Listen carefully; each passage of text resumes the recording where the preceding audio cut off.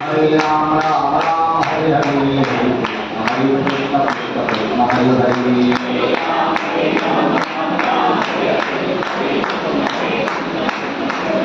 इंद्रिय हरिधर श्री ज्ञानदेव तुकाराम पंढरीनाथ भगवान की जय माऊली ज्ञानेश्वर महाराज जगद्गुरु संत तुकाराम महाराज शांती महाराज सच्चिदानंद श्रीपाद भगवान की जय सच्चिदानंद रामदास भगवान की जय अवधूत चिंतन श्री गुरुदेव दत्त गोपाल कृष्ण भगवान बोलो भाई सब संतन की जय धरती बाप्पा तैसी सटवाची नटनाची आसनी प्राणी वयाचे ते तरुण त्यागी स्वर्गीचे राय होती याची पर्यगते जिहिकाची जे मरीचे ती मनुष्य होईचे मृत्यू रोखी तेच सुखदुःखाची खिचडी जेही जे एकच ताते जे प्रिय मरण वाटे वडिले आणि तयाची स्थिती कमी जे वाढून निमित्ती भोग क्षणी ते हेती नरकभूमी मूळ पत्र ओम ज्ञानेश्वरा करुणा करा दयाळा तुमचा अनुग्रह लाभो कालो चराचरी देव कला दुसरे काही करी बोलतो वचन्याचे भाविके तुमचा अनुग्रह लाभो कालो चराचरी एकाना क्षमता दास त्याची दास वादी तुमचा अनुग्रह लाभो कालो चराचरी ईश्वरीय चरण संतांची त्यांचे उत्पादाने कथेचा विस्तार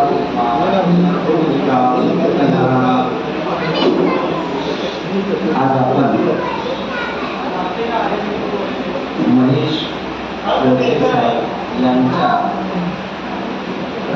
पुण्यस्मरणानिमित्ताने सर्व जमलेलो आहोत आणि त्या निमित्ताने माझ्याकडे ग्रंथकार ज्ञानेश्वर याच्यावर प्रवचन करण्याचं माझ्याकडे काम आलेलं आहे. ही एक श्रद्धांजलीच आहे आणि त्या प्रवचन सेवेसाठी जो निवडलेला श्लोक आहे तो श्रीमद भगवद्गीता त्याचंच मराठी रूपांतर झालं. त्याचं नाव आहे ज्ञानेश्वरी, त्याचं दुसरं नाव आहे भावार्थ गीता आणि त्याच्यामध्ये 14वा अध्याय आहे. त्या अध्यायाचं नाव आहे गुणत्रय योग.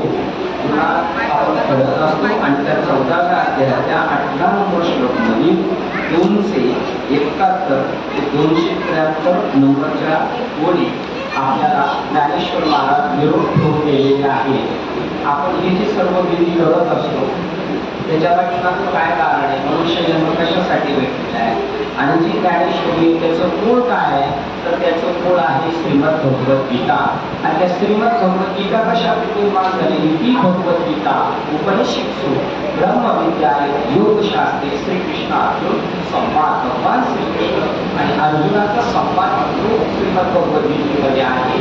परंतु ती भाषा संस्कृत भाषा आपल्याला कळायला कठीण असल्यामुळे 725 वर्षापूर्वी आडोलीच्या ठिकाणी ज्ञानेश्वर महाराजांचा जन्म झाला आणि तोही पांडुरंगाचा भगवान कृष्णाचा अवतार होता.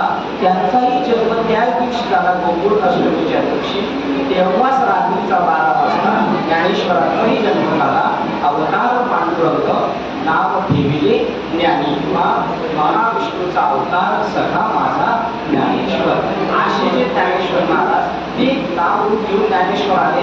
योगी ते भगवान श्रीकृष्णच होते आणि त्यांना काय सांगायचं होतं, जे वेदापासून चालत आलेलं ज्ञान आहे ते उपनिषदांमध्ये आपली भारतीय संस्कृती आघात आहे.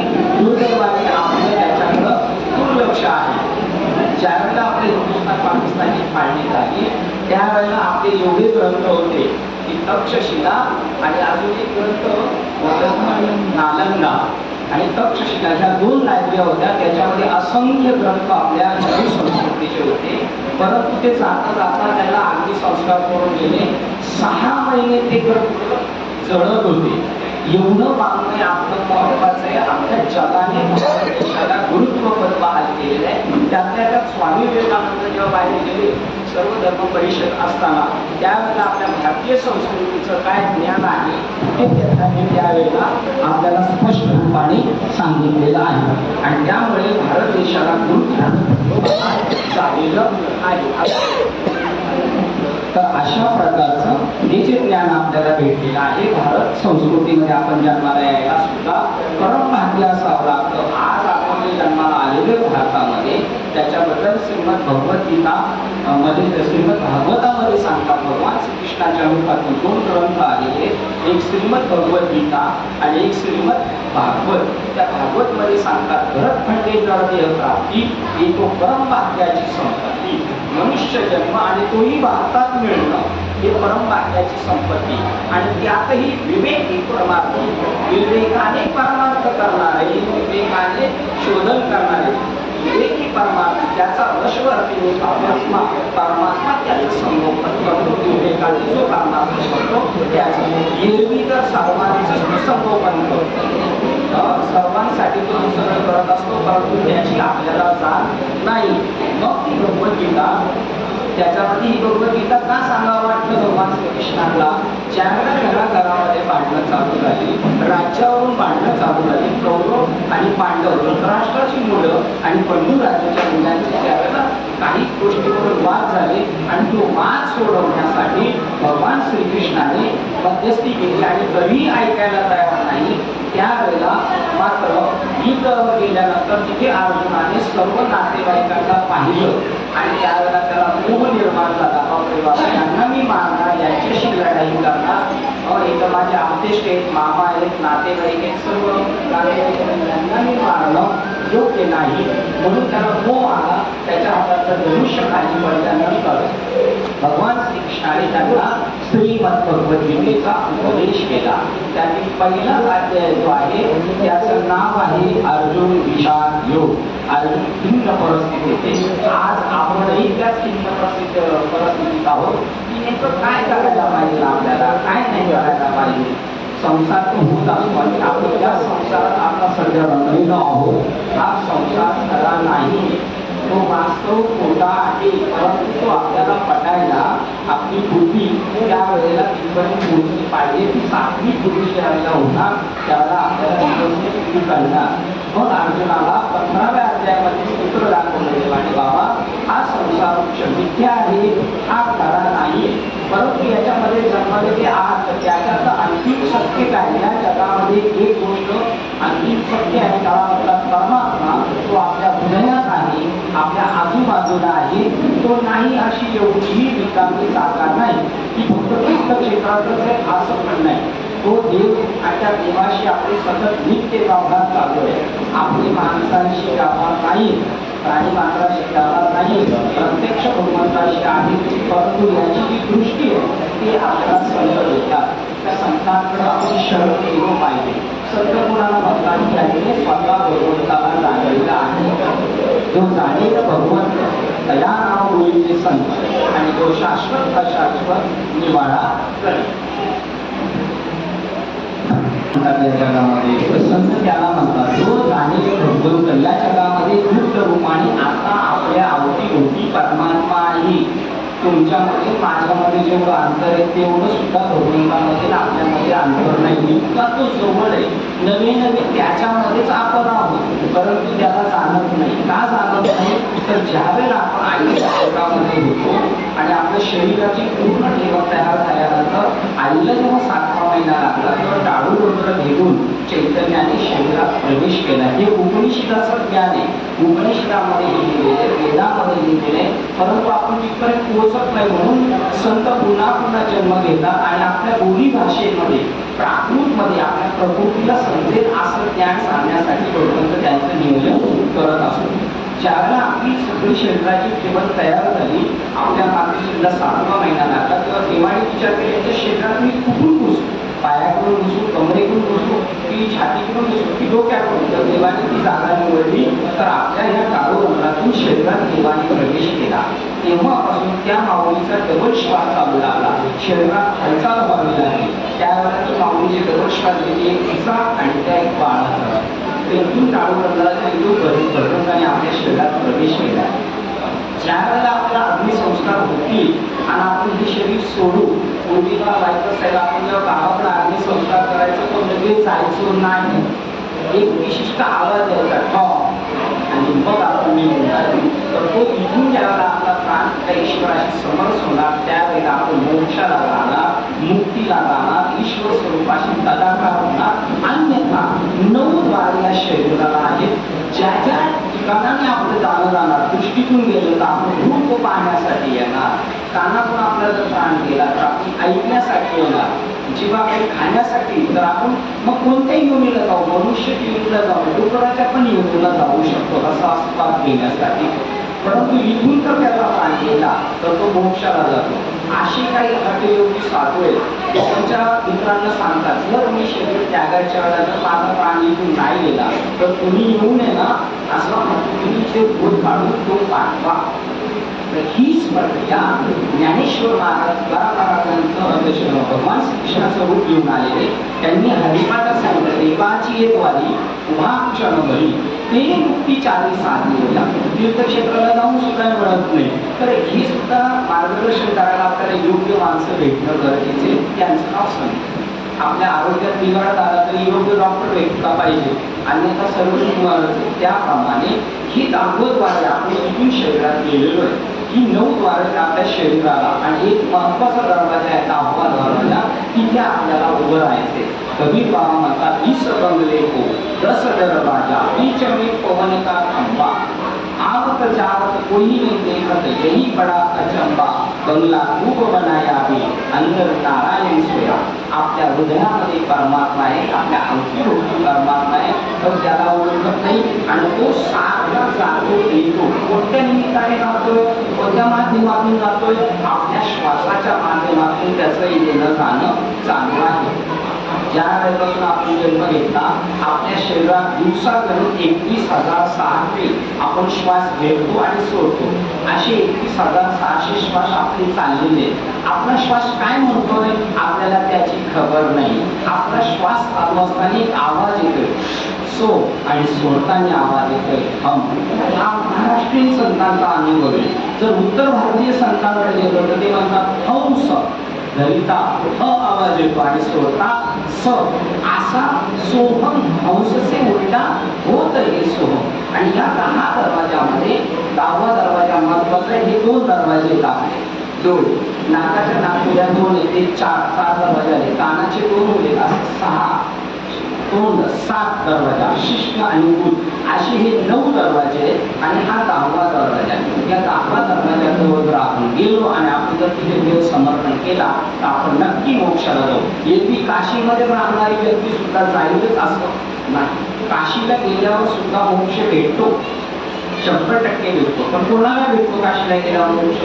ज्याने आयुष्यभर शोध मोहीम चालू ठेवली की मला कुठेतरी ईश्वराचा साक्षात्कार होणारा कोणतरी मार्गदर्शक भेटेल, अशी शोध मोहीम चालू असताना त्याला शेवटी काहीच नाही मिळालं. मग त्याला पर्यायी उत्तर सांगितले, जर काशीच्या ठिकाणी देह समर्पण केला, काशीच्या ठिकाणी जर देह ठेवला तर त्यावेळेला त्या मुमुक्षीच्या कानामध्ये भगवान शंकर तिथे येऊन तारकमंत्र सांगतात आणि त्याला मोक्ष मिळतो. आपल्या नागपूरपर्यंत आपल्या आमदार साहेबांनी इथून बऱ्याच लोकांना काशीला घेऊन गेलं.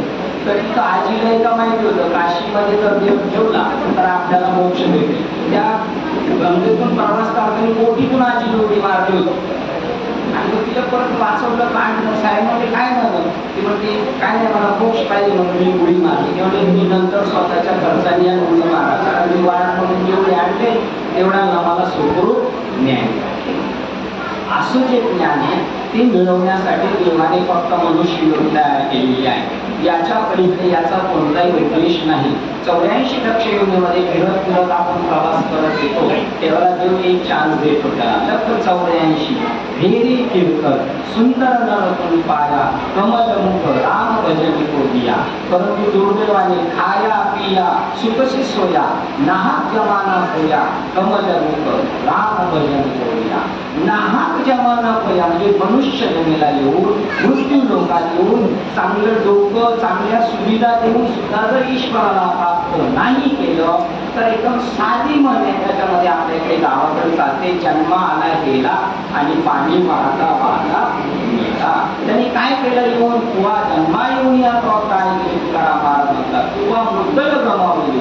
मुद्दल म्हणजे मनुष्य जन्म आहे. या मनुष्य जन्म जंक्शन स्टेशन आहे. इथून कुठे जायचं ते त्या माणसाने निवडायचंय. मला मृत्यू लोकात पुन्हा यायचंय, मला स्वर्गाला जायचं, मला नरकाला जायचं, मला कुठे जायचं हा तो इथे शोधू शकतो.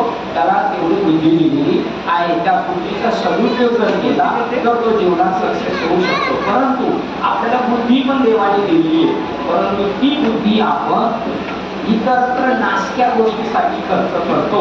शाश्वत गोष्टी जोडण्यासाठी आपण आपलं जीवन व्यतीत करत नाही.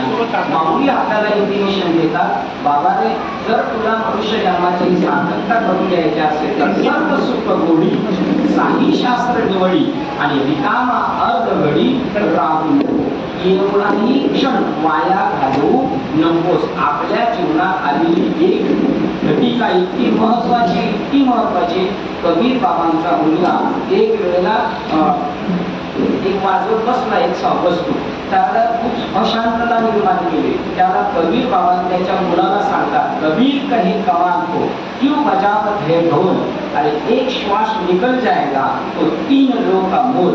आपल्या श्वासाची किंमत एवढी जबरदस्त आहे, परंतु ती आपल्याला समजत नाही. आपल्याला योग्य मार्गदर्शन भेटले तर कळेल या श्वासाची इतकी किंमत आहे. स्वर्गलोक, मृत्यूलोक आणि पाताळ लोक याला जर विकलं आणि याची एक किंमत ठरवली, ती त्या तिन्ही लोकांची जी किंमत आहे ती आपल्या एका श्वासाची किंमत आहे. परंतु त्याची आपल्याला कधी जाणीव होईल, ज्यावेळेला कोरोना आला होता आणि व्हेंटिलेटर भेटत नव्हते त्यावेळेला आपल्याला कळालं त्याची काय किंमत आहे, कुठे भेटतो, काय भेटतो. तो व्हेंटिलेटरचं काम आता सध्या आपल्या इथे देव करतोय. आपल्या बॉडीमध्ये जो ऑक्सिजन ढकलण्याचं काम कोण करतोय, सध्या ह्या घडीला देव करतोय. तो रामू गडीचं काम करतोय, आता नोकराचं काम करतोय. अर्जुनाचा रथ चालवता, अर्जुनाचा ड्रायव्हर झाला, अर्जुनाचा देव नोकर झाला. सध्या आता या घडीला देव आपला सध्या नोकर आहे. ते म्हणतात, म्या बोलविल्या वेगळे, म्या चालविल्या सूर्य चाले आणि म्या हलविल्या प्राण झाले, जगासी चाळीचा मीच ऐकू. जो मृत्युमुखी पडलेला व्यक्ती आहे तिथे श्वास नसतो का, तिथे हवा नसते का, ऑक्सिजन नसतो का, पण ते खेचण्याची त्याच्यामध्ये ताकद नाही, ती ढकलण्याची ताकद नाही. आणि ती शक्ती ईश्वर आहे, ती आपल्याला तेवढ ठेवते. आणि त्या शक्तीला आपल्याला ओळखण्यासाठी मृत्यू लोकांमध्ये आपल्याला देवाने पाठवलेला आहे. त्या गोष्टीचा जर आपण सतत विवेक बुद्धीचा वापर न करता जर फक्त प्रापंचिक जीवन आपण व्यतीत केलं तर ज्ञानेश्वर महाराज म्हणतात, हरी बिन जन्म नरकची पैसा. आपण सगळे अनुभव घेतोय की इतर वेळेला ज्यावेळेला आपण घरामध्ये आहे की इतक्या समस्या आहेत, इतके प्रॉब्लेम आहेत, तर ते नरक यातना देतात आपल्याला. प्रत्यक्ष नरकात जायची गरज नाही. माझे गुरुवरी एसीपी PM पाटील साहेब होते, ते म्हणायचे नरक यातना म्हणजे काय, गटारावर त्या माशा आहेत तिथे बसून काहीतरी खाणं, तिथेच पडून राहणं, याच्यापेक्षा वेगळ्या नरक यातना काय. नरक म्हणजे काय, मार्ग सोडलं पाहिजे असं काही, आणि असं पण करतो देव. मृत्यू नंतर सुद्धा आपल्याला जर आपण योग्य वापर नाही केला या शरीराचा तर आपल्याकडे हिसाब होणार आहे. नंतर हिसाब होतो. कसं आपण मला हे शरीर केल्यानंतर मला शिक्षा कशाच्या जोरावर देऊ दिला, शरीरच नसणार तर देणार. पोलीस डिपार्टमेंटमध्ये जर एखाद्या आरोपीला मारलं बेशुद्ध पडला तर त्याला परत डॉक्टरकडे घेऊन जातात. डॉक्टरकडे घेऊन त्याचं आरोग्य पुन्हा व्यवस्थित करून आणतात. कशासाठी, मारण्यासाठी नोकरून घ्यायचं त्याच्यातून काय काय. तसं ईश्वर आपल्याला मृत्यूनंतर आपल्याला शिक्षा करणार आणि ती भोगावं लागणार. आणि आता आपण काय म्हणणार नाही की आता आपण बेधुंद आहोत. आपण म्हणणार कोणी पाहिलं, खावं प्यावं ल्यावं गेलं म्हणजे गेलं, कोणी पाहिलं कळतं. आज जर आपण हे पाहिलं, ज्ञानेश्वरी आपलं भारतीय वाङ्मय पहा, आपल्या घरी असू द्या, श्रीमद भगवद्गीता असू द्या, ज्ञानेश्वरी असू द्या, भागवत असू द्या, आरसा आहे तो आपल्याला. आपण कुठे आहोत आता, तसा मॅप टाकल्यानंतर कळतं प्रवास सुटला आपला, पुढे गेलोय 500 मीटर, आता युटर्न मारायचा आहे. तसा हा मॅप आहे. आपण काय वागतो, कुठे चाललोय, आपली गाडी कोणत्या दिशेने चालली हे सांगणारे. त्यांनी अनंत खणवड्या कोटी आपल्यासाठी बनवलेले. आईला जशी मुलाची चिंता आहे, वडिलांना जशी मुलाची चिंता आहे, त्याही पेक्षा साधू संतांना आपली जास्त चिंता आहे. ते म्हणतात आपल्याकडे पाहून उडते हे जन न देखवे डोळा येतो कळवळा म्हणून या. आपल्याकडे बघून संत रडतात. तुम्ही जर संतांचे फोटो पाहिले ना, त्यांचे डोळे असे पाणावलेले, ते आपल्याकडे पाहून रडतात. अरे यांची काय कंडिशन होणार आहे नंतर. आज जर यांनी काय केलं नाही तर नंतर काय होणार आहे. ते म्हणतात आम्ही सर्टिफिकेटवर लिहून देऊ, खंती ते न करा होणे गाढव पुत्रा. मृत्यूनंतर आपल्या वाट्याला ते ठरवलेले त्या योनीमध्ये जावं लागेल. 84 लक्ष योनीमध्ये फिरावं लागेल. असे 84 लक्ष योनीमध्ये कोटी कोटी फेरे होतात आणि असं ते घटिका यंत्र चालतं. ज्ञानेश्वर महाराज दुसऱ्या आपल्या सांगतात उपसे आणि नासे. नाशिले ते पुनरपितीचे आणि ते घटिका यंत्र घड्याळाचे काटे जसे फिरतात तसं आपल्या जन्ममृत्यूची राठी चालू राहणार. याचा बोध तुकोबारायणला झाला. ते म्हणाले किती वेळा जन्मा यावी किती भावे फलित म्हणून या जीव घ्याला शरण गेला मी भोगासी. आम्हाला या जन्म मरणातून सुटायचंय आणि आपण या शरीरातून मृत्यू पावलं म्हणजे सुटतो असो नाही. तिथून तर आपली परंपरा चालू होती पुढे जन्म मरणाची. इथे मृत्यू पावला म्हणजे मनुष्य मरत नाही. जेव्हा मोक्ष मिळतो तेव्हा त्याचा एंड होतो, तोपर्यंत एंड होत नाही. आपण गावाकडे जातो, उन्हाळ्यामध्ये डोंगरावर गवतं दिसतात, ती सुकलेली असतात. त्याच्यानंतर कोणतरी एखादी खिंडी टाकतो, सिगारेट वगैरे टाकतो, तो जळून जातो ती गवतं. मग ती गवतं जी जळून गेली ती मृत्यू पावलीत का? आता ती पुन्हा उगवणार नाहीत ना? 100% उगवणार. पुन्हा पाऊस येणार, पुन्हा ती तशीच हिरवी होणार, पुन्हा चैत्रातून पडलं का परत ती सुकून जाणार, पुन्हा ती जळणार, पुन्हा पावसाळा येणार. अशी आपली परंपरा चालू राहते.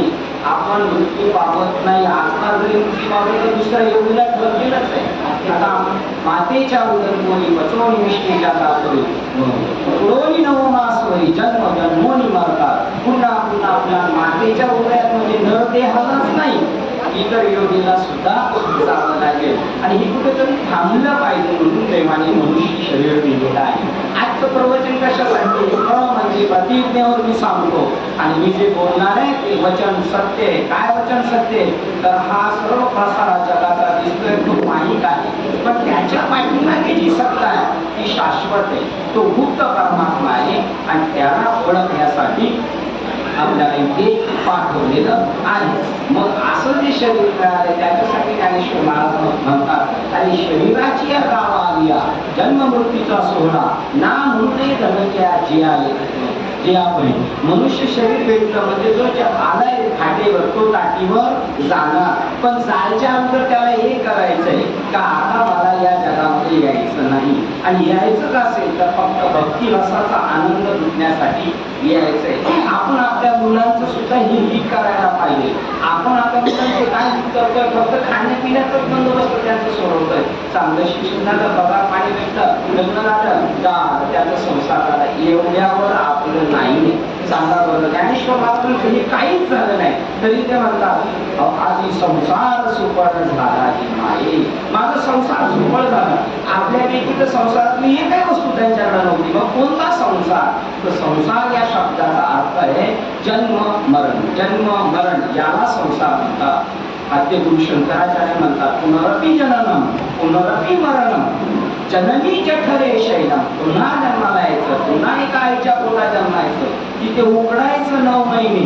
पुनरपी जननम पुनरपी मरणम पुनरपी जननी जठरे शैलम. या संसार याला संसार म्हणतात. मृदुस्तारे पया पारे पाही मुरारे. अरे भज गोविंदम भज गोविंदम भज गोविंदम. मूढमते अरे मूर्ख माणसा तू ईश्वराला भज. या जन्म मरणाच्या राहतीतून सुट आणि नुसती कोकणपट्टी केल्याने तुला मृत्यूतून कोणीही सोडवणार नाही.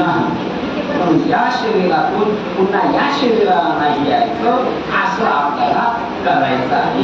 म्हणजे जन्म मरणाचा जो संसार आहे तो आपल्याला थांबवायचा आहे. त्यालाच म्हणतात ज्ञानेश्वर महाराज म्हणतात हे जे सगळं मागणे महाराष्ट्रीयन मागणे जे तयार आहे किंवा हिंदुस्थानमध्ये जे पण मागणे संतांच्या मुखातून आले ते साचच बोलायचे नवे हे शास्त्र हे फक्त खरं आहे. कुठेतरी लेक्चर द्यायचे आणि मग एकदा वर्षातून एकदा झालं काही कोणताही कार्यक्रम ईश्वराची प्रतिमा पूजन जीर्णोद्धार यात्रा आहे आणि एवढं झालं सत्यनारायणाची पूजा केली म्हणजे म्हणजे आपलं झालं असं नाही. आणि साच कोणाचे नवे हे शास्त्र संसार जिंकते ते शस्त्र, संसाराला आपण जिंकू शकतो.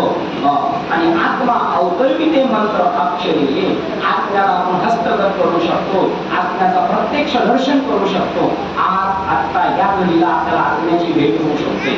आत्म्याचं दुसरं नाव आहे भगवान श्रीकृष्ण, आत्म्याचं तिसरं नाव आहे श्री रामचंद्र परमात्मा. जे पण तुम्ही काय देवाला म्हणता ते आत्म्याचं स्वरूप आहे. गणपतीचं स्वरूप सुद्धा आत्माच आहे. म्हणून ओम नमो जी आद्या वेद प्रतिपाद्या जय जय सुसंवेद्या आत्मरूपा. सर्वात प्रथम मी आत्म्याला नमस्कार करतो. आणि जो माझ्या हृदयात आत्मा आहे तो आत्माच देवा, तोची गणेश सकलार्थमती प्रकाश म्हणे अवतारितो, म्हणे निवृत्तीदास अवतारितो. निवृत्तीदास म्हणतात ज्ञानेश्वर महाराज ऐका. मग आता आपल्याकडे सर्वच नातेवाईक जे जन्माला आले ते जाणारे, येथे नाही उभो आले अवतार. रामचंद्र आले त्यांना ध्येय ठेवावं लागला, भगवान श्रीकृष्ण आले त्यांना ध्येय ठेवावं लागला. जो आलेला आहे तो जाणार, जो आया है सो जाएगा. राव रंग होया पकी. साधू झाले तरी मारणारे, देव झाले तरी मारणारे, पण मृत्यू नंतर आपण कुठे जाणार आहोत याचा कोणीच तपास केला नाही. रिटायरमेंट व्हायच्या अगोदर गावाला घर बांधून ठेवतो, पण या शरीरातून गेल्यानंतर जिकडे घर बांधायचं त्या बाबतीत आपण पूर्ण आंतरिक आहोत. ज्ञानेश्वर महाराज म्हणतात मी मात्र ते घर बांधलं ज्ञानदेवा ज्ञानी रामकृष्ण म्हणी आणि वैकुंठ भुवनी घर केले. आमचं अंतिम साध्य आहे, जिथून आलोय त्या वैकुंठातून आलेलो आहे. आपल्याला त्या वैकुंठात जायचंय. बोलला बाबा आपल्याला म्हणतात आलासी कोठोनिया दासी कवनेरे खाया. हे प्रश्न ठेवलेत आपल्या पुढे, पण या प्रश्नांकडे आपले लक्ष नाहीये. जशी त्या ठिकाणी अनाउन्समेंट चालू आहे ट्रेनवर, अमुक गाडी इकडे जाणार आहे तिकडे जाणार आहे, तिकडे लक्ष न दिलं तर आपल्याला पाहिजे ती गाडी निघून पण जाणार, तरी पण आपण तिथेच उभे राहणार आहे ना. त्यामुळे म्हणतात आलासी कोठोनिया दासी कवनेरे खाया. कुठून आला असतो आणि कुठे जाणार आहे. आपल्या घरातला एखादा व्यक्ती हरवला तर आपण तर पेपरला बातमी देणार, टीव्हीला बातमी देणार, व्हॉट्सअप ग्रुपला सगळ्यांना सांगणार, एवढं बक्षीस देऊ आमचा माणूस कुठे गेलाय. आता माझे वडील माझे आजोबा पण जेव्हा गेले ते कुठं गेले. आता आपल्याला आज ज्यांच्या निमित्ताने आपण इथे जमलेलो आहे ते महेश वडजे साहेब कुठे गेलेले. तर संत वाङ्मय सांगतो कोण कुठे जात नाही आणि कोण कुठे येत नाही. आत्मा जन्माला येत नाही आणि आत्मा मृत्यू पावत नाही, परंतु फक्त आपली दृष्टी आकारावर आहे, मूळ स्वरूपावर नाही. आकारावर दृष्टी आहे तो मनुष्य अज्ञानी आणि मूळ स्वरूपावर दृष्टी आहे तो ज्ञानी. आता पहा बरं, याला आपण काय म्हणणार आहे, शर्ट म्हणणार आहे. याला सर्वजण काय म्हणणार आहे, शर्ट म्हणणार आहे. पण याचं मूळ स्वरूप काय आहे, कापूस.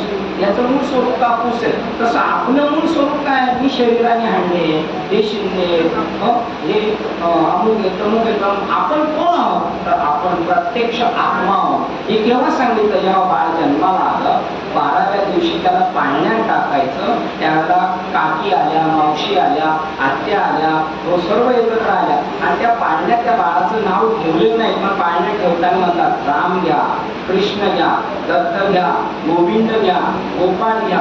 म्हणजे हा मनुष्य नाहीये, हा कोण आहे, प्रत्यक्ष परमात्मा आहे.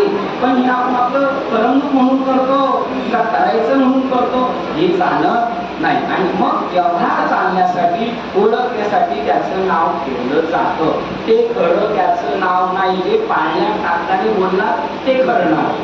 ज्या वेळेला आपण जे टाटा कंपनीच्या गाड्या येतात त्यांना नंबर दिले आरटीओने, कशासाठी दिले, व्यवहार चालवण्यासाठी.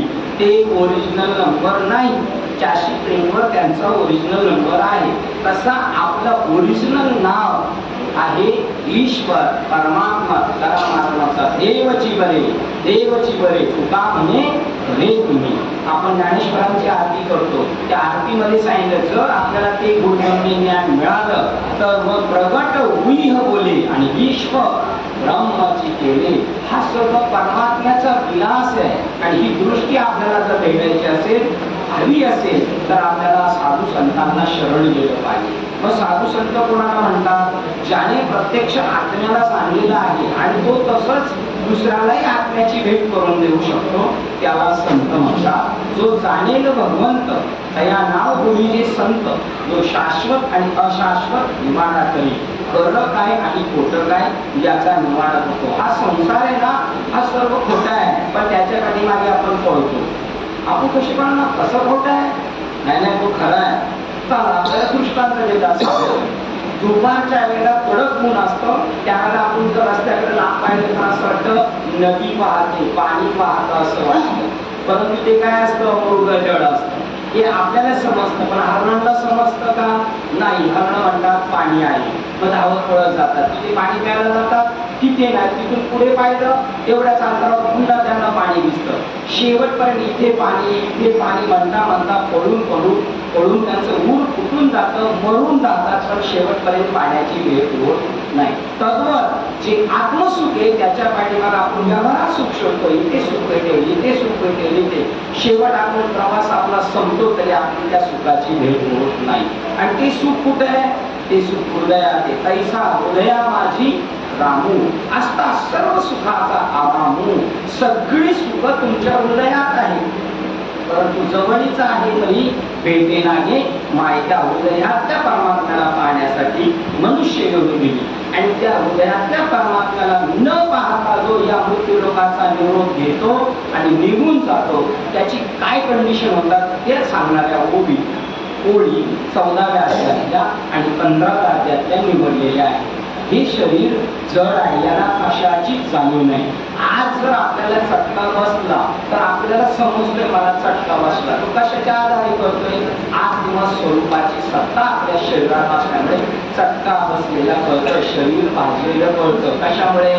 जड शरीरामुळे कळत नाही, त्याच्यामध्ये जी गुप्त शक्ती तिच्यामुळे कळतं. तीच शक्ती केल्यानंतर त्याला इलेक्ट्रिक शेगडीवर ठेवला, लाकडावर त्याला सरणावर नेऊन ठेवला, अग्नी संस्कार केला, त्याला कधी चटका बसतोय का? नाही.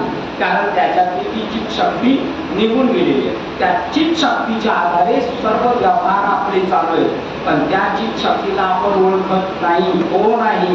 जिच्या जवळाने मी बोलतोय आणि जिच्या ताकदीने तुम्ही ऐकताय, ती शक्ती कोण आहे? त्या शक्तीची आपल्याला जराही खबर नाही. आपल्या शरीरात कोणाची सत्ता आहे हे आपल्याला माहित नाही, पण महाराष्ट्र राज्यात कोणाची सत्ता आहे, केंद्रात कोणाची सत्ता आहे हे आपल्याला माहिती आहे का? परंतु आपल्या शरीरात कोणाची सत्ता आहे? चाले हे शरीर कोणाची सत्ते, कोणाच्या सत्तेवर चालतोय, तू कोणाच्या सत्तेवर बोलतोय? हो, आपण जर या शरीरातून निघून गेलो तर आपण स्वतः आता एकटे चालतोय. आता मी माझ्या सत्तेने इथपर्यंत आलेलो नाही, त्या परमात्म्याच्या शक्तीने मी इथपर्यंत आलो. जर ती शक्ती माझ्यातून गेली तर 4 माणसं सुद्धा पुढी पडणार नाही मला न्यायला. हो, अलकी पलटी करत न्यावं लागेल. आणि आता ती सुद्धा आपली कोणाची क्षमता नाही म्हणून ॲम्ब्युलन्सच घेऊन जाणार. हो, मग ती शक्ती कोण आहे? ही जी आहे ना, ही बॉडी जसं एखादा मनुष्य गेला हॉस्पिटलमध्ये, तिथे गेला तर त्याला आता आपण विचारणार नाही का संपत आणि केलेत का? नाही, आपण म्हणणार यांची बॉडी केव्हा आम्हाला देणार, त्यांच्या नावाचा आता तिथे विस्मरण झालं, त्यांची बॉडी केव्हा देणार.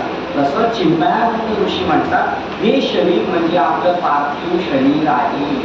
ही 60-70 किलोची बॅग कोणतरी वाहून नेतंय आपली, आणि त्या शक्तीला आपण जर आज नाही ओळखलं तर पुन्हा चान्स नाही. का पुन्हा चान्स नाही? कारण इतर योनीमध्ये बुद्धी तत्व दिलेलं नाही, हवं तसं. मात्र मनुष्य योनीला ती बुद्धी तत्व दिलेली आहे. त्या बुद्धीच्या जोरावर तो ओळखू शकतो परमात्मा कोण आहे, ती दृष्टी दिलेली आहे. आपण आत्ता या घडीला तुमच्याशी सर्वांशी बोलताना मला एक काही गोष्ट सुचलेली सांगतो. आपण आता सध्या हंस आहोत. जनावरांमध्ये हंस बुद्धी नाही. हंस आहे ना, त्या हंसाला तांब्यामध्ये अर्धा तांब्या दूध आणि अर्धा तांब्या पाणी भरून दिलं त्याला, तर तो त्याच्यामधलं अर्धा तांब्या दूधच सेवन करणार आणि अर्धा तांब्या पाणी जे ते जाग्यावर ठेवणार. ती बुद्धी हंसाला दिलेली, बगड्याला दिलेली नाही. तशी माणसाला ती बुद्धी दिलेली आहे निवड करण्याची. निवडी वेगळे, क्षीर आणि पाणी, राजहंसे दोन्ही वेगळी केली. तुकाराम म्हणतात, राजहंसामुळे जर मिक्स दूध दिलं तर तो बाजूला पडतो. तसा हा संसार आणि परमात्मा याची मिसळ झालेली आहे, मिक्स झालेली आहे, त्याला वेगळं करायचंय. ती बुद्धी आपल्याला दिलेली आहे. म्हणून याच वेळी घडे देवाचे भजन आणि हे ज्ञान नाही पोटी. कोणत्याही योनीत गेलं तर तसं भजन करता येणार नाही. म्हणून आपल्याला आता जागं झालं पाहिजे. उठा, जागे वारे, आता सावध व्हा.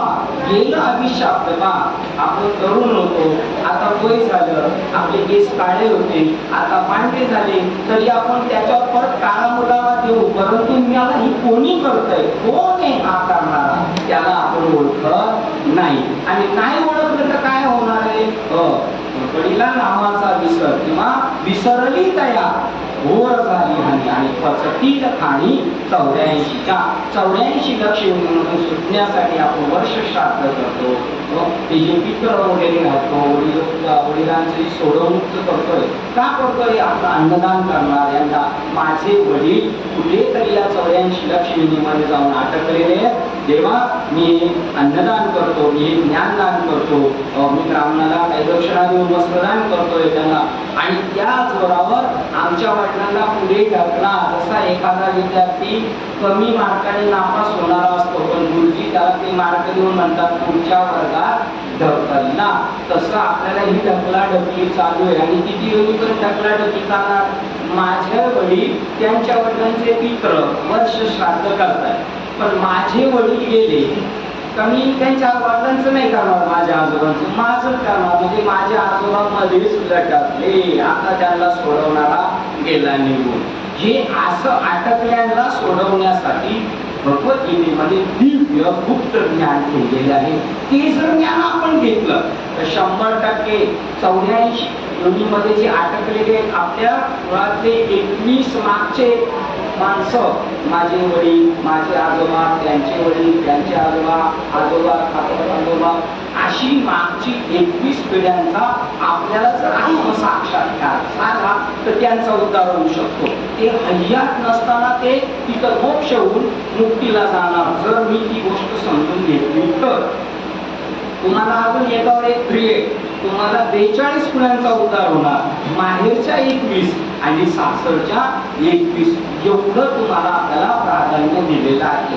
हो, आपण आपल्या पूर्वजांना सोडू शकतो आणि ते आपलं उत्तरदायित्व आहे. आज जे आपण करतोय बाबांचं पुण्य आपलं उत्तरदायित्व आहे. त्यांच्या मुलांचं, मुलींचं, नातेवाईक का त्यांच्या योगाने आपण या जगात आलेलो आहे. आईचं चांगली आणि वडिलांची हड्डी घेऊन आपण जन्माला आलेले. त्यांचा आर्कातून आपला जन्म झालेला आहे आणि त्यांच्यातून त्या उपकारातून उतरही होण्यासाठी आम्हाला ते कळालेलं आहे ते आम्ही तुम्हाला देऊ आणि तुम्हाला सोडू. तसं लहानपणी त्यांनी आपलं संगोपन केलंय, आता आपण त्यांचं करायचं. आता ह्या घडीला आपण आपल्या मुलांना योग्य शिक्षण दिलं पाहिजे. योग्य शिक्षण देतोय पण फक्त पोट भरण्याचं घेतो, आत्म्याचं देत नाही. आपण किती काळजी घेतो, आपल्या शरीराची काळजी घेतो. आजारी पडायच्या अगोदर मेडिसिन काढून घेतो. आपण काय ती काळजी घेतो, फक्त शरीराची. पण ज्या शरीराच्या मागे जी सत्ता आहे त्या सत्तेवर आपले सगळं कर्तृत्व चालले, त्या शक्तीची काळजी घेत नाही. याच्यासाठी ज्ञानेश्वरांनी 16वा किंवा भगवान कृष्णाने 16वा अध्याय खर्च केलेला आहे. सगळी लोक शरीराची काळजी घेतात पण आत्म्याची कोणीच काळजी घेत नाही. ज्याला असं वाटत असेल आपल्या आत्म्याचं हित व्हावं त्याने म्हणतात, भगवान श्रीकृष्ण म्हणतात माझ्या बोलण्याकडे लक्ष द्या. 11व्या अध्यायामध्ये भगवान श्रीकृष्णाला अर्जुन म्हणतो, आतापर्यंत तेव्हा तू माझा नातेवाईकच होतास. माझ्या आत्याचा मुलगा होता, अर्जुनाच्या अर्जुन आत्याचा मुलगा आहे आणि श्रीकृष्ण मामाचा मुलगा आहे. त्यानंतर तुझी बहीण माझी पत्नी, म्हणजे तू माझा मेहुणा आहेस, तू देव आहेस. पण तू आजपर्यंत आमची काळजी केली ती शरीराची केली, पण आता आत्मसत्तेची काळजी केलेली आहेस. गीता सांगून माझ्या आत्मनाशाला तू थांबवले. ज्यावेळेला द्रौपदीला भर सभेमध्ये वस्त्रहीन करण्याचा प्रयत्न केला, तिचं रक्षण केलं पण शरीराचंच केलं रक्षण. माझ्या भावाला लाडूतून विष दिलं होतं भीमाला त्या कौरवांनी, त्यावेळेलाही तू त्याला वाचवलं पण फक्त त्याच्या शरीराचंच रक्षण केलं. लक्षाग्रहामध्ये मला 5 पांडवांना माझी आई कुंती त्यांना पेटून दिलेलं होतं, तिथेही तू माझं रक्षण केलं पण काय ते फक्त शरीराचं रक्षण केलं. पण आज श्रीमद भगवद्गीता इथं प्रसंगी असताना मला सांगितली, माझ्या आत्म्याचं रक्षण केलं, माझ्या आत्म्याचं पतन वाचवलं. आपल्या आत्म्याचं पतन आपण स्वतः करतो असं मृत्यू पावल्यानंतर आमच्या पुणे जिल्ह्यामध्ये पालखी साहेबांना माहिती, मृत्यू पावल्यानंतर त्या माणसाला स्मशानात नेल्यानंतर अग्निसंस्कार केल्यानंतर तो जिथे झोपतो त्या जागेवर आमच्या जिल्ह्यामध्ये पीठ झाकून ठेवतात. तुमच्याकडे ठेवतात झाकून ठेवतात. आणि सकाळी पाहायचं असतं. काय पाहायचं असतं सकाळी? ते पीठ फोडून माझे वडील कुत्रा झाला, गाढव झाला, साप झाला, चिमणीची पावलं पुन्हा बसलेली आहे ही पाहतो. मग आपल्या वडिलांचं पतन झालं का ते ऊर्ध्वगतीला गेले हे पाहूनही पण आपण ती परंपरा सोडत नाही. त्याच परंपरेच्या पाठीमागे चालले. आजा मेला, पंधा मेला, बाप मशना गेला, देखत देखत नातू कंतू कोणी काय चालणार. आता मला हे थांबवायचंय. मी माझ्या वडिलांचं जसं इतर युनीला जाणं झालं, मी त्यांना गेले, त्यांनाही मी सोडले आणि मी सुटे असं श्रीमद भागवतामध्ये ज्ञानेश्वर भगवान एकनाथ महाराज सांगतात. आपले पूर्वज वरून वाट पाहतात आमच्या कुळामध्ये एखादा तरी हरिभक्त पारायण तयार होईल आणि तो आमच्या साऱ्या कुळाचा उद्धार करेल असे ते वाट पाहतात. तर ते माझ्याकडून पाहतात काय नाही, हा बी आमच्याच वाटेने येतोय. सर्वस्वावर पाणी पडलं. तुम्ही म्हणाल असं होतं का? हो. एक मनुष्य जर घरातला ईश्वराचा साक्षात्कारी झाला तर तो सगळ्या कुळाचा उद्धार करू शकतो. म्हणून ही प्रवचन कीर्तन वगैरे आहे करू शकतो. आम्हाला नाही पटणार, आपल्याला चांगलं पटणार. पण आपल्या घरातल्या एकाला जर कोरोना झाला तर अख्खं घर कोरोनाग्रस्त होऊ शकतं. म्हणजे वाईटाचा जसा परिणाम होतो त्याहीपेक्षा 1000 पटीने चांगल्या गोष्टीचा परिणाम होतो. परंतु ती चांगली गोष्ट मिळायला आपल्याला शुद्ध पुण्य असावं लागतं. शुद्ध पुण्य कशाला म्हणतात? रोज तुळशीला पाणी घाला मग शुद्ध पुण्य होईल. म्हणजे काय? तुळशीला रोज पाणी घाला, पण तिच्याकडून फळाची अपेक्षा करू नका, फुलाची अपेक्षा करू नका आणि सावलीचीही अपेक्षा करू नका. वर्षाकाठी काही फळं भेटणार नाही रोज पाणी घातलं तरी, पूजेला फुलं भेटणार नाही आणि ऊन आहे म्हणून उन्हाचं जर आपण मोठ्यावर बसलो तर सावलीही भेटणार नाही. असा जर निष्काम योग, तसं संसार वृक्षात जे बी कर्म करायचंय रोज सकाळी उठून आपल्या वाट्याला आलेली दिनचर्या इमानीद्वारे प्रामाणिकपणे करा आणि त्या संसार वृक्षाला टवटवीत ठेवा. आपलं कर्मरूपी पाणी त्याला टाका आणि निष्काम करा. त्याच्याकडून कशाची रिटर्नची अपेक्षा करू नका. त्यावेळेला शुद्ध पुण्य देव आपल्याला देईल आणि त्या पुण्याच्या जोरावर संतांची भेट होईल. संत कोणाला म्हणतात? ज्याला आत्मज्ञान झालेले तो दुसऱ्याला करून देतो. त्याप्रमाणे स्वामी विवेकानंद म्हणतात माझ्याकडे जर अशी जर आता पाण्याची बॉटल आहे तर मी जशी दुसऱ्याला देऊ शकतो तसा मला जर आत्म्याचा साक्षात्कार झाला असेल तर ती इतरांनाही देऊ शकतो.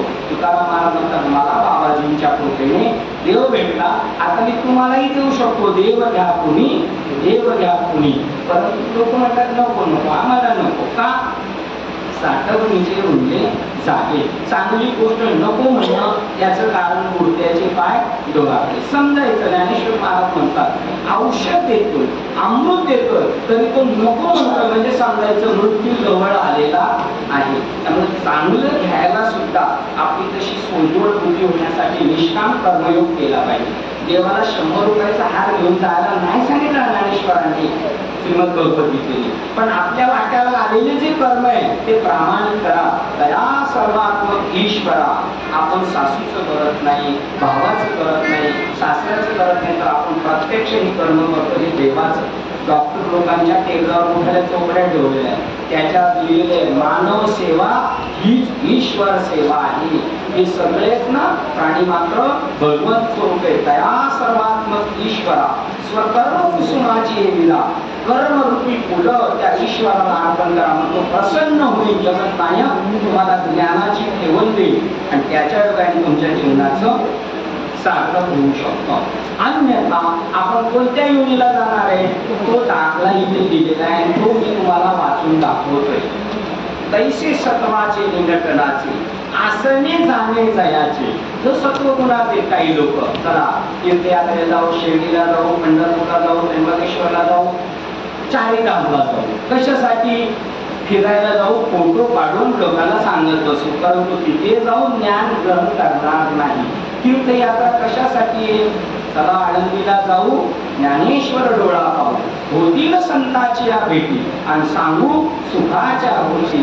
संतांना भेटू आणि संतांशी सुखाच्या चर्चा करू. सुख म्हणजे आत्मसुखाच्या चर्चा करू. व्यवहारातलं सुख आहे ना, ते सुख नाहीच आहे, ते दुःखच आहे एक प्रकारचं. फक्त सुखाची कपडे घालून दुःख आपल्याला भेटायला आलेलं आहे आणि त्याच्यासाठी तीर्थयात्रेला जायचं. आणि असे सत्वगुणी लोक आहेत आज. चतुर्थीचा उपवास करणार कशासाठी? देवा मिळालेलं वैभव टिकून राहू दे बाबा, त्याच्यावर काही गंडांतर येऊ नको म्हणून देवाला रिश्वत द्यायची, म्हणून व्रत वैकल्य वगैरे चालू आहे. परंतु आत्मीयतेने देवा मी कोण आहे मी हा कोण? रावा विचार कोण आहोत आपण? आपल्याला त्याची कळू नये आणि ते कळून न घेता तो मृत्यू पावतो. आणि भक्ती करताना दिसतोय, काय करताना दिसतो? भक्ती. तो सत्व गुणाने भक्त करतो. एक जगामध्ये हा 14व्या अध्यायामध्ये 3 गुणाच्या पलीकडे जायला सांगितलं. या 3 गुणाच्या पलीकडे जो व्यक्ती जातो तो दत्त आहे. आणि असे दत्त आजही जगामध्ये खूप आहेत, पण त्यांना भेटायला, त्यांच्याशी भेटगाठ व्हायला, संवाद व्हायला मागील जन्माची पुण्याई असावी लागते. ज्यावेळेला आपला जन्म झाला, मामाच्या घरी झाला असेल जन्म आणि 5वीच्या दिवशी सटवी त्याच्या कपाळावर येणार आहे, त्यावेळेला रात्रभर दिवा जो तेवत ठेवला तेव्हा मामीने तेल टाकलं पाहिजे त्या दिव्यात आणि माझ्या भाच्याच्या कपाळावर सटलेली काही याच्या जीवनात संत भेटीचा योग आहे. आणि तो जर योग असेल तरच आपली संतांची भेट होती, अन्यथा होत नाही. आणि मिळाले तरी कळतीलच असं नाही. मग सत्वगुणामध्ये आपण भक्ती करता करता करता सत्वाची नटनाची, सत्वामध्ये नटून जातो, त्याच्यामध्ये राहतो, सगळे प्रवास करतो. असणे सत्वगुणामध्ये असला आणि असण्यामध्ये जाणे जयाचे, तो या लोकांचा निरोप घेऊन गेला. ते तनुत्यागी, शरीराचा त्याग केल्यानंतर स्वर्गाला जातात. ते तनुत्यागी स्वर्गीचे राय होती. ते सत्वगुणामध्ये भक्ती करता करता करता, सकाम भक्ती करता करता जर गेले ते शरीर टाकल्यानंतर पुढे जातात स्वर्गात. स्वर्गात गेल्यावर किती दिवस राहतात? जसं बाहेरच्या देशात गेल्यावर व्हिसा संपला का आपल्या अटक करतात, तसं इथे सुद्धा जर आपलं पुण्य संपलं का तिकडनं लाट बसली का डायरेक्ट खाली स्वर्गी पुण्यात्मक पापे जायचे, पापात्मक पापे नरका जायचे. मातेची पाविजे ते हे शुद्ध पुण्य. मग तया पुण्याची पावती सरे सवेचे इंद्रपणाची उठी उठली आणि येऊ लागती माघारी मृत्यू लोका. स्वर्गातला प्रवास पुण्य संपलं का तिकडनं लाट बसली का डायरेक्ट मनुष्य येतो. एक इंद्र होता, नहुष स्वर्गाधिपती झाला, नहुष राजा स्वर्गाचा राजा झाला होता इंद्र. पुण्य संपलं, तिथून त्याला जी लाट बसली तर खाली येऊन कोण झाला? साप होऊन पडला. नहुष स्वर्गाधिपती झाला तरी राहाटी भांबावला, परिणामी भुजंगत्व पावला. हे नशी काय बाबा तू ऐकलं काहीस का? तो राजा होता पण तो कोण झाला? खाली येऊन साप होऊन पडला. मग तिथे गेल्यानंतर तिकडे जाऊन पुन्हा खाली येतो, परंतु या मोक्षाकडे तो जात नाही. त्याच्यानंतर तो सत्वगुणातून माणूस रजगुणात वावरतो. रजगुणात राहणारे लोक आहेत. दुसरा गुण सत्वगुणाच्या खालचा धाकटा भाव आहे रजगुण. रजगुण म्हणजे काय? यात्रा आली का रंगीबेरंगी कपडे घालून फिरायचं, लग्न असलं फिरायचं आणि थोडे दिवस त्या काही क्षणात रंगायचं, त्याला रजगुण म्हणतात. त्याचं मूळ ब्रह्मदेव आहे. याची परिरजे तर सत्वगुणातून त्याचा रजगुणात परिणाम झाला आणि रजगुणी मनुष्य मेल्यानंतर तो कुठं जातो? याची परिरजे जी काय जिचे मरीजे रजगुणाचा मृत्यू पावला ती मनुष्य होतीचे मृत्यू होती. मग मनुष्य लोकांना तो येतो मृत्यू लोकांमध्ये. जेव्हा रजगुण आणि रजगुणामध्ये तो कोणती कर्म करतो? ते म्हणते की तो रजगुणातला मनुष्य आहे, तो काय करतो? तलाव असतात ते घोड्या पाण्याचे तलाव करतो, मंदिर बांधतो, व्यायामशाळा बांधतो, गावाचे रस्ते तयार करतो. आणि ज्या वेळेला पाप आणि पुण्य समान होतो तेव्हा मनुष्य योग्य मनुष्य येतो. पाप आणि पुण्य समसमान तरीच पाविले कर्मभूमी. बघा आता समजा आपल्या गावाकडे रस्त्याचं काम करायचं, साहेबांनी रस्त्याचं काम करायला घेतलं तर त्यांच्याकडून अर्ध पुण्य अर्ध पाप होतं. 10 करोड रुपये जर रस्त्याचे 5 झाले तर 5 करोड साहेबांना जाणार, 5 करोड रुपयामध्ये रस्त्याचं काम आहे. मग पाप पण केलं त्यांनी आणि काय केलं, पुण्य पण केलं. मग असं पाप आणि पुण्य समान होतं तेव्हा मृत्यू लोकांना येतो. आणि मनुष्य योनीला आल्यानंतर तू काय करतो, बस खायचं प्यायचं मुलाबाळांचं संगोपन करायचं आणि नंतर जायचं. पण जे करायचं ते करत नाही. ज्ञानेश्वर महाराज म्हणतात ऊसाचा खाना आहे, रस काढायचा, इथे बैल जुंपलेला आहे आणि दुपारच्या वेळेला त्याला सुट्टी भेटली. पण सुट्टी जरी भेटली तर पुन्हा गिऱ्हाईक आल्यावर तो पुढे जाणार, त्याच घाण्याला जुंपला जाणार आहे. त्याप्रमाणे जो मरतो तो मनुष्य लोकीला येतो या मृत्यू लोकांमध्ये. त्याच्यानंतर तिथं आल्यावर काय करतो, ते तर सुख दुःखाचे खिचडे, जे एकच ताटे एकाच ताटामध्ये सुख आणि दुःखाचं सेवन करतो. आपल्याला संसार का आवडतो, ज्ञानेश्वर महाराज म्हणतात जर आपण गावाकडची बोरं विकत घ्यायला गेलो आणि एखाद्या ताईंची पाहिली बोरं तर दुसरी ताई तिला घेणार विचारते कशी आहे बोरं, ती म्हणती आंबट गोड आहे. आंबट गोड आहे मग घ्यायची. तसा हा संसार आंबट गोड आहे. कधी आंबट आहे परंतु नंतर गोड आहे म्हणून तो आपल्याला आवडतो, तो आपल्याला टाकवत नाही. पूर्ण जर आंबट असताना नाचलेलं दूध, नाचलेली भाजी जशी फेकून देतो तशी आपण फेकून दिला असता ते संसार, तर तो आज सुखाचा उद्या दुःखाचा. त्यामुळे त्याच्याबद्दल आपल्याला ओढ आहे. ते तर सुखदुःखाचे खिचडी, जे एकच ताटे, जे तर ये मरण वाटी पडली होती तिथून मृत्यूपर्यंत तेच करत राहत. बस तेवढं काम तरी काम वेगळ्या, बस काम करत राहायचं, खायचं, बस बाकी पुढचा विचारच नाही कुठे राहणार आहे. म्हणतात तुला तुझं शरीर तुझ्या आई वडिलांनी दिलेलं नाही, देवाने दिलेले. तुझी आई होती ताणी तेव्हा तू कुठे होतास, ताणी आईच ताणी बाळ होती तेव्हा तू कुठे होतास. तुझा बाप होता बाळ तेव्हा कुठे पण केलास का. मी तुला शरीर दिलेलं आहे, मी तुला जीवदान दिलेलं आहे, तू मला ओळख आणि तुझी जीवनाची सार्थकता करून घे, अन्यथा मात्र तुझं काही खरं नाही. आणि त्याच्यानंतर जीवनातला मनुष्य गेला त्याचं झालं.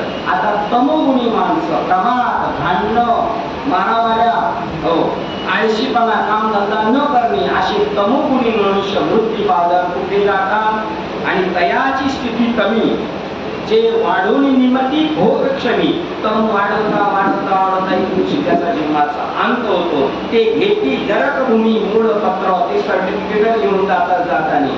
आता इथून सुटलं का पुढे जायचंय, नरक भूमीला आम्हाला जायचंय. अशा प्रकारे आपण मृत्यूनंतर तिकडे जाणार.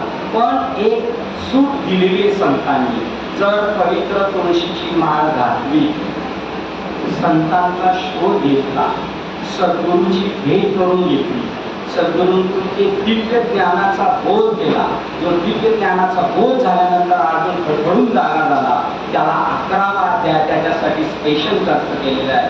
विश्वरूप दर्शन. आणि ज्ञानेश्वर महाराज म्हणतो तुम्ही कसे या तरी चालेल, परंतु आम्ही तुम्हाला ईश्वराची भेट करून देऊ शकतो. म्हणून माझ्याकडे जर आले भलते नाही तर सद्भावे, भलते नाही येते सद्भावे ना हवे.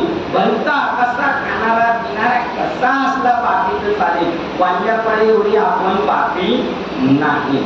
वांज्यापणे एक ब्राह्मण मारला का एक मूल एवढा खडा घ्यायचा, रांजणात टाकायचा. तो रांजण त्रेतायुगातला होता, आत्ताचा नाही. अशी 7 रांजण धरती एवढे ब्राह्मण मारले, असे आयुर्वेदी मारले, त्यांचा हिसाब नाही. तर आमचे गुरुजी म्हणायचे एवढं वाढल्यामुळे एवढी पापी नाही. आपण काही 10, 20, 25, 50, 100 किलो मांसाहार केला असेल, काही गॅनेल दारू पिलो असेल, काही 5-10,000 लिखा ढेकून वगैरे मारले असतील, एखादून मर्डर केले असतील, पण वाढल्यामुळे एवढे कोणी पापी नाही. आणि कितीही पापी असतात तर साधूची भेट झाली तक्षणी तो उतरला जातो. तो वाढल्यामुळे एवढा दरोडेखोर होता, पण त्याची उंची एवढी वाढली नारद महर्षींची भेट झाल्यानंतर. प्रभू रामचंद्र जन्माला येण्या अगोदर 10,000 वर्ष त्याने रामायण लिहून ठेवलं वाढल्यापुढे. आणि मग राम पाहायचे 10 वर्षांनी आल्यानंतर, 10,000 वर्षांनी, आज मला कोणाला भेटायचंय, उद्या कोणाला भेटायचंय, परवा कोणाला भेटायचंय, असा एक वागा प्रसंग प्रभू रामचंद्रांच्या जीवनात आला. ज्यावेळेला त्यांना कैकी मातेने सांगितलेला 14 वर्षाचा वनवास आणि मग ते वनवासाला निघून गेले. भरत मामाच्या गावावरून आले. भरत आणि चित्रूला का माझ्या भावाला पाठवलं? चल आपण सगळे आणायला जाऊ, दादाला पुन्हा गादीवर बसू. हो, आणि आणायला गेले भरत, शत्रुघ्न आणि दोन्ही माता गेल्या आणायला. तर त्या चित्रकूट पर्वतावर देवाची, प्रभू रामचंद्राची आणि ह्या भावांची भेट झाली. आई पण आली, सती आई, सावत्राई या सर्व आल्या आणि म्हणाल्या त्या माझं चुकलं कैकेयीमध्ये, तुम्ही रिटर्न चला. माझा भरत माझ्यावर खूप रागवलेला आहे. तो म्हणतो तू जर माझी आई नसती तर मी तुला खलास केला असता, रामापासून मला बाजूला करतेस, त्याला घेऊन यायचं. तर प्रभू रामचंद्र म्हणते मी आता रिटर्न येणार. का नाही ना? तर बोलिले वाल्मिक तैसेच करी वर्तोन दागिने नामा म्हणे. वाल्मिक ऋषींनी जे सांगितलं तसं मी वागेल. म्हणून आणा पांड्यापुराचं रामायण आणलं, त्याच्यात लिहिलं. इथपर्यंत चित्रकूटावर भरत याला घ्यायला येणार, परंतु राम जाणार नाही. भरताला राम स्वतःच्या पादुका देणार आणि गादी चालवायला सांगणार आणि हा 14 वर्षाचा वनवास होऊन एवढा अधिकार भरत भूमीमध्ये जन्माला आलेल्या व्यक्तीचा आहे, स्त्रीचा आहे, जनावरांचा सुद्धा तेवढा अधिकार आहे. एवढं मोठं आपल्याला एक पावती देणगी ईश्वराने दिलेली आहे. परंतु जर आपण त्या गोष्टी प्राप्त नाही केल्या तर मग आपण या योनीला जाऊ शकतो. आणि जर पवित्र तुळशीची माळ घातली म्हणून भजते येते सद्भावे नहावे, मग प्रयाग माधव विश्वरूपावे आणि हेतुले द्यावे संसाराशी तिलोदम. या संसाराला रामराम पोचवण्यासाठी आपल्याला मनुष्य योनीला पाठवले. लग्नामध्ये आपण अक्षदा देतो, अक्षदा तांदूळाचा वरचा कवर काढून देतो. गहू कोण देत नाही अक्षदा म्हणून, ठीक नाही, तांदूळ देतात. का? तांदळाच्या वरचा कवर काढलेला आहे आणि तो तांदूळ असा टाकताना खालचे सगळे नवरा नवरीला म्हणतात तुम्ही आशेवा आशेवा आशेवा, म्हणजे तांदूळ जमिनीत पडल्यावर उगवत नाही. तांदूळ जमिनीत पडल्यावर उगवत नाही. तसे तुम्ही जन्ममृत्यूच्या तडाख्यात सापडणार नाही, मोक्ष मिळेल तुम्हाला, तुम्ही आशेवा. परंतु ज्यांच्यावर पडतात त्यांना कळत नाही आणि जे टाकतात त्यांनाही त्याचं नॉलेज आहे. फक्त टाकायचं आणि छू. त्याच्यानंतर भाऊ विजेला बहीण भावाला जबरदस्तीने असे रेटून तांदूळ लावते. हे तांदूळ दादाच्या घरापर्यंत गेली पाहिजे. दादा तू दुसऱ्या तांदळासारखा हो आणि पुन्हा जन्माला येऊ नकोस. अशा पद्धतीने जर आपण कार्य केलं नाही तर मग मात्र जन्म मृत्यूच्या आणि जर पवित्र तुळशीची माळ घातली, संतांकडून ज्ञान घेतलं, ईश्वराचं नामस्मरण केलं, रोज अर्धा पाऊण जर ध्यानाला बसलो तर उद्याचा आत्मा आहे त्याला जर आपण सारखा आवाज दिला तर तो पण आपल्याला रिप्लाय देतो. रिप्लाय दिले आपल्या शरीरावर काही छटा उमटतात, त्या छटा म्हणजे आत्मसाक्षात्कार झाल्याची लक्षणं असतात. आणि मग असं झाल्यानंतर तो त्याला यमी कुळ गोत्र वर्जीय देतो. यमाच्या तडाख्यात जात नाही, त्याचं गोत्र सुटलं जातं, मुळाला त्याला कोणतंच होऊ शकत नाही. एवढी त्याची पावर वाढते आणि तो मृत्यू लोकात आल्यानंतर त्याचं जीवनात सार्थ केल्यासारखं होतं. आणि एरवी असं न करता जर गेला तर ते म्हणतात आता काय येणे होते, जो तमो कुणी मृत्यूला हेतू तो पशु का पक्षी होय, झाड का तुम्ही. जर तमो गुणात रजो गुणात सत्व गुणात गेला तर तो कोण होतो? पशु होतो, पक्षी होतो, झाड होतो आणि त्याच्या जवळची बारीक भूमी माती आणि ते बाजूच्या असणाऱ्या छोटे छोटे किडे होते.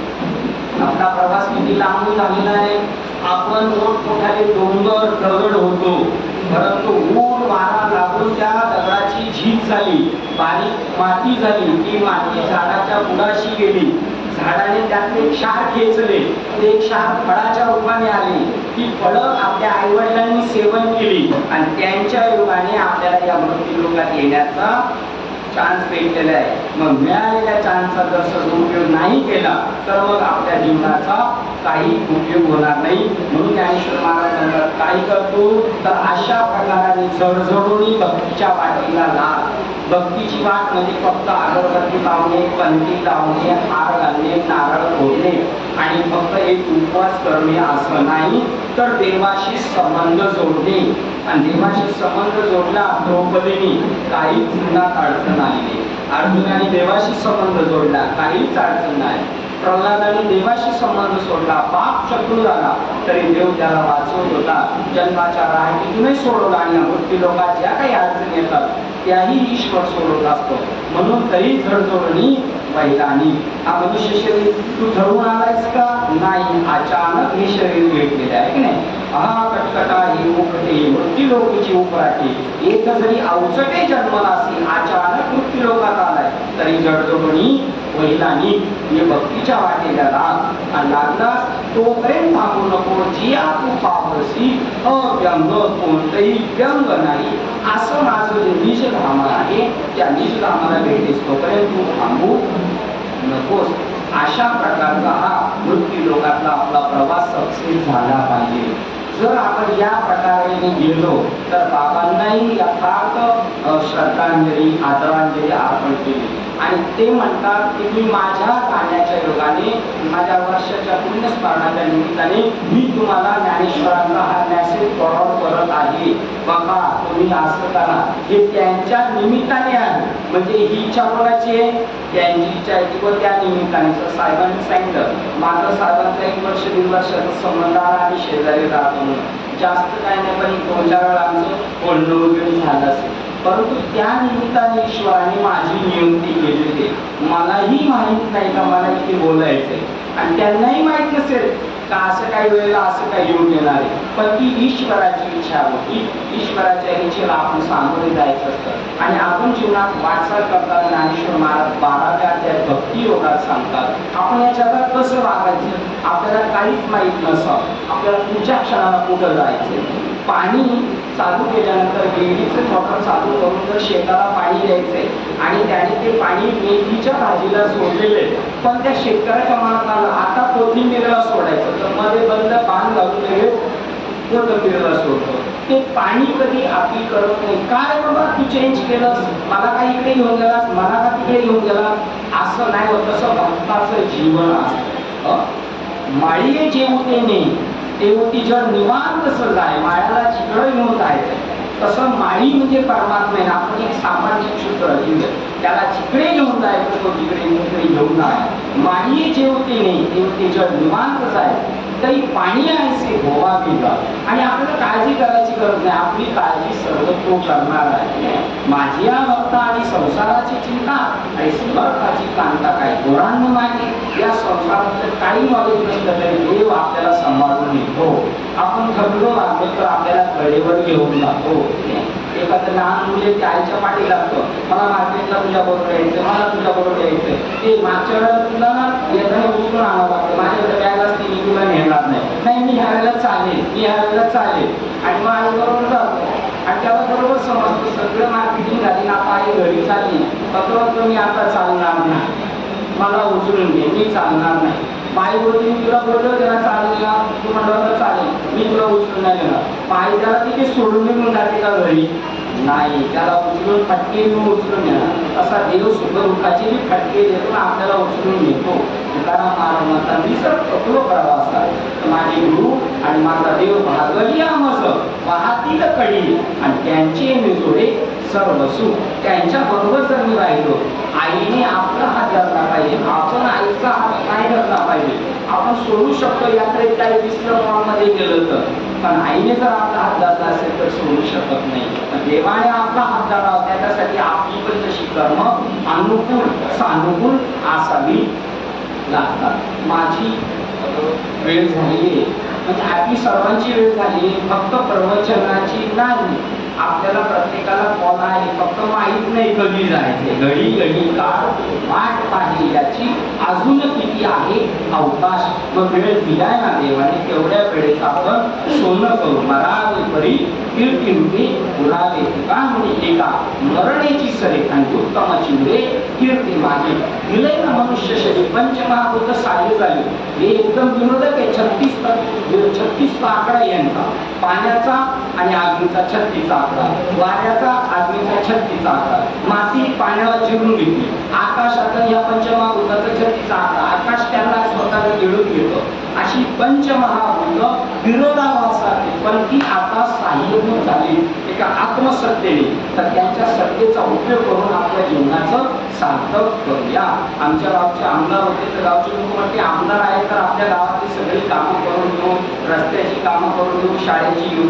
तसा आता आत्मा आपल्याला साह्यभूत झाला आहे तर त्याच्या योगाने आपल्या जीवनाचं सार्थक करू, आपल्या वाडवडिलांचं सार्थक करू, आपण आपल्या पूर्वजांचं सार्थक करू, पुढील पिढीचं सार्थक करू, आपल्या मित्रपरिवाराचं सार्थक करू. तेव्हा ज्या वेळेला आपण भक्त होऊ, अनन्य भावाने देवाला शरण जाऊ, तेव्हा देवाने आपलं उत्तरदायित्व स्वीकारलेलं आहे.